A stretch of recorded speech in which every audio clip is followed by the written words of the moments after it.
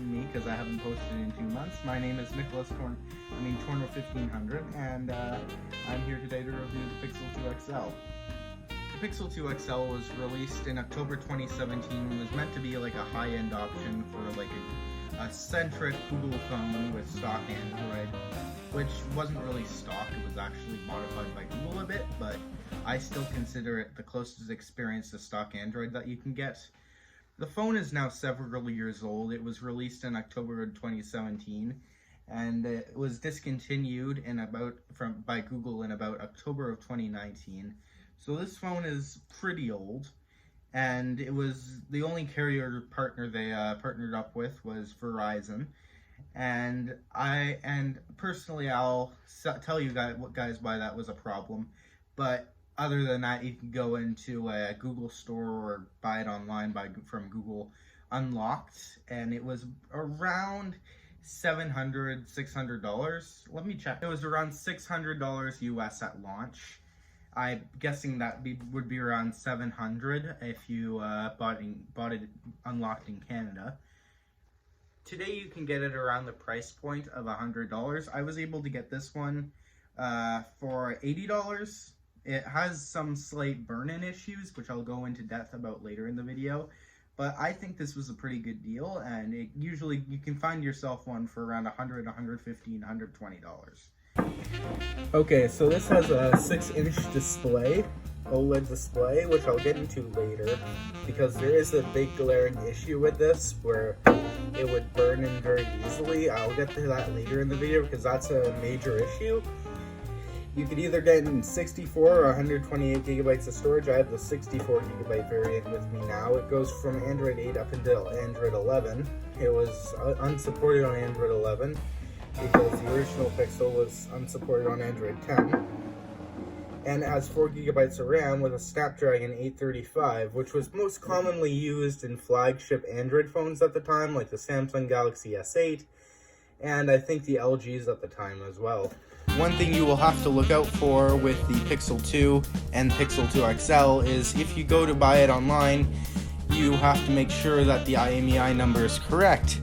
Because I went to Bootloader Unlock this thing so I can install Android 13 Pixel Experience on it, and I could not do that because it was a Verizon variant, and the Verizon variants cannot be Bootloader Unlocked, and probably never will, because community support for the phone has basically died down at this point, so I wouldn't have too much hopes of a fix coming along for that. And I say Pixel Experience because Pixel Experience will give you a more stock version of Android, and it'll make you feel less like you rooted your phone and more like an original Pixel device.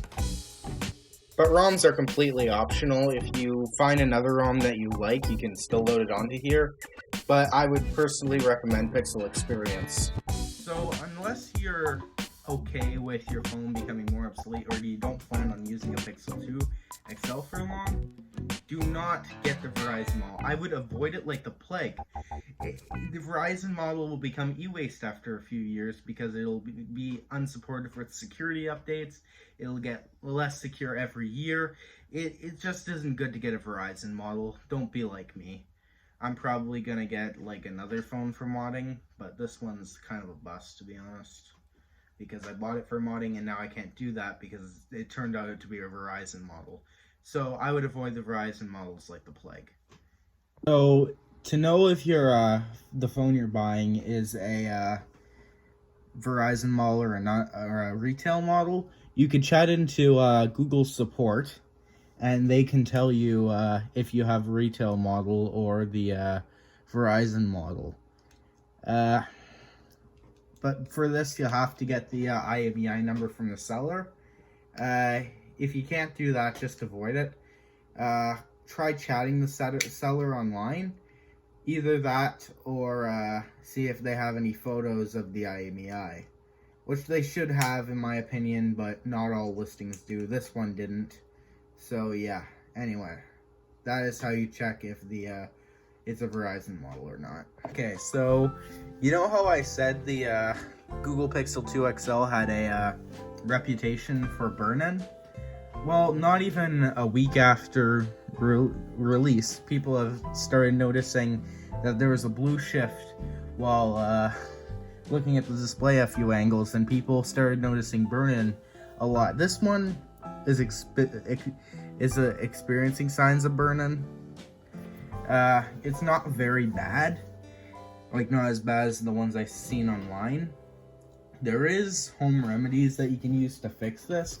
I don't know how trustworthy those are. I could try it if you guys have enough demand for it, but yeah, that's what you're gonna have to face if you buy a Pixel 2 XL. Not a deal breaker, but definitely something to look out for. Like, if it's too severe, just don't buy the thing. The speakers on the Google Pixel 2 XL is actually pretty good. It has a dual front-facing speaker setup, and it sounds brilliant. It has a lot of boom. It's kind of muddy, but I'm quite fond of the sound of this thing, and it's great to have around when you don't have a speaker with you. Okay, so I took a couple photos on my iPhone XR, and I took some photos on this thing, and I will now show them side by side to each other. I couldn't get many shots in because, unfortunately, the weather wasn't being too nice to me, and it snowed the next day, so I couldn't get any more photos, but here's the ones I took.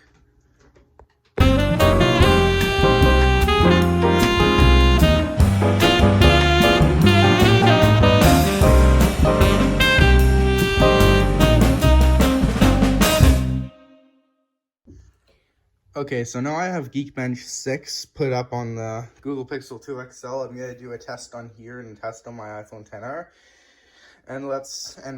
I will compare the scores afterwards. Now let's plug it in and I'll get the test started for you guys.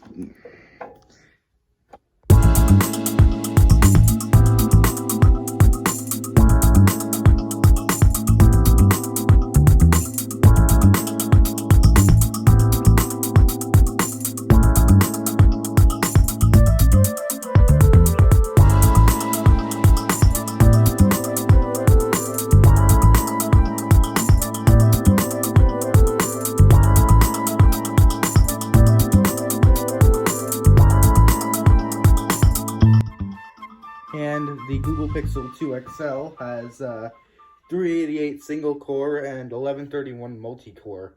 When I tested this a long time ago when I got the phone, I compared it to my iPhone XR score. My iPhone XR score was like higher by like way too much. So what I'm going to do now is I'm going to test the iPhone XR in the Geekbench score, and I'll be right back.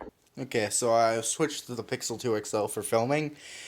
And what I'm going to do is run a CPU benchmark on the iPhone XR, because I'm kind of curious to have it in the video. Well, I already know what the results are going to be, but I kind of wanted to show you guys, so.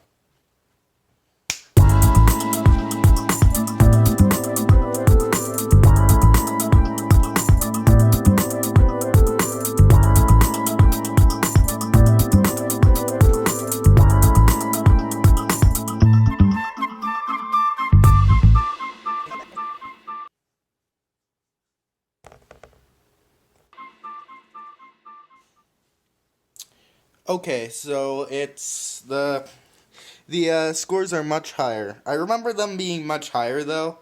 Like, I remember when I was testing it a long time ago, it was a lot higher. But right now it's 1265 single core and 1702 multi-core. When doing the test, hold on, it might take a bit of scrolling, but I know I posted those results to Twitter. But follow me on Twitter, by the way. Follow me on Twitter.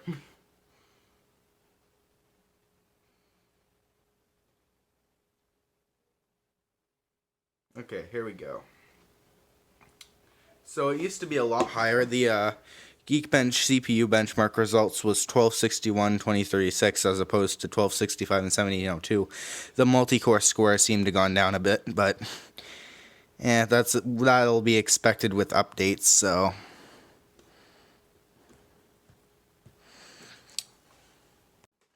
So this is the Google Pixel 2 XL front-facing camera, And this is a lot less fuzzy than the front-facing camera shots on the 10R, which is all my face clips. You can go back and see those.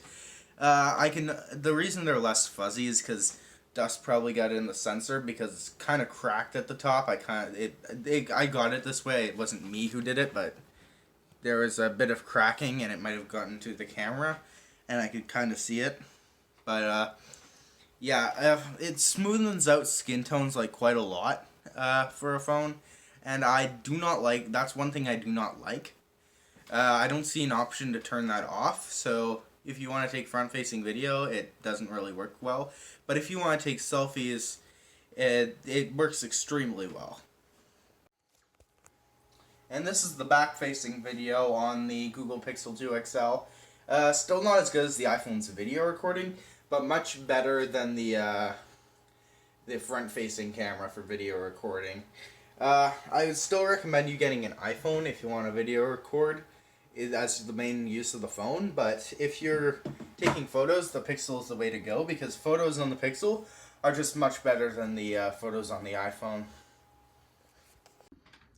So who do I recommend the Pixel 2 for? I would recommend the Pixel 2 for someone who has a tiny bit of technical knowledge in custom ROMing and loading a new custom ROM onto this. I also recommend you do some research before buying it, because these can be very great beginner phones or budget phones. Like a beginner phone that you can pass down to your kid to use for whatever they need, or a phone if you are on a budget of like $100 and need a phone to do daily work. Any flagship from 2017, if you custom ROM it, it's going to be good. But if you do not want to do any of that work, I would recommend the Pixel 2 for like another year, because it's it's not that up to date. But it's not going to be insecure. I don't think many vulnerabilities have been found since this thing has been unsupported. So, yeah. Anyway, I hope you liked the video. Comment, like, and subscribe, and I'll see you guys later. Bye.